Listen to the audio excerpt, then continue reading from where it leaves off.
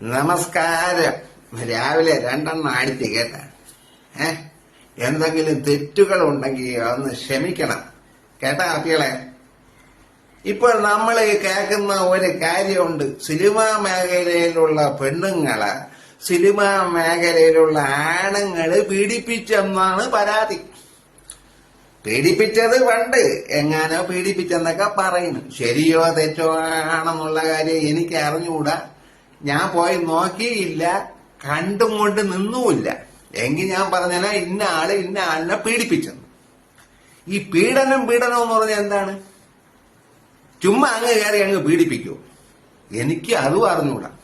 പിന്നെ നമ്മളെ സിനിമാ നടൻ സോമൻ ഏതേ ഒരു സിനിമയിൽ പറയുന്നുണ്ട്, അവളൊന്ന് ഉറക്കെ കരഞ്ഞു എങ്കിൽ ഞാൻ ഒന്ന് ഉണർന്നേനെ എന്ന്.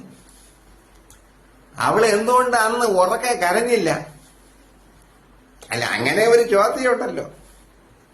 അന്ന് ഉറക്കെ കരയാമായിരുന്നു, അല്ലെങ്കിൽ പോലീസ് സ്റ്റേഷൻ ഉണ്ടായിരുന്നു, അവിടെയെങ്കിലും പോയി ഒരു പരാതി കൊടുക്കാമായിരുന്നു പീഡിപ്പിച്ചപ്പം. അതും ചെയ്തില്ല. സോമൻ പോയോ എന്ന് ചോദിച്ചു കഴിഞ്ഞാൽ അതും അവർക്കറിയില്ല. ആരാണ് പീഡിപ്പിച്ചത് അതും അറിയില്ല. സോമൻ പോയോ അതും അറിയില്ല.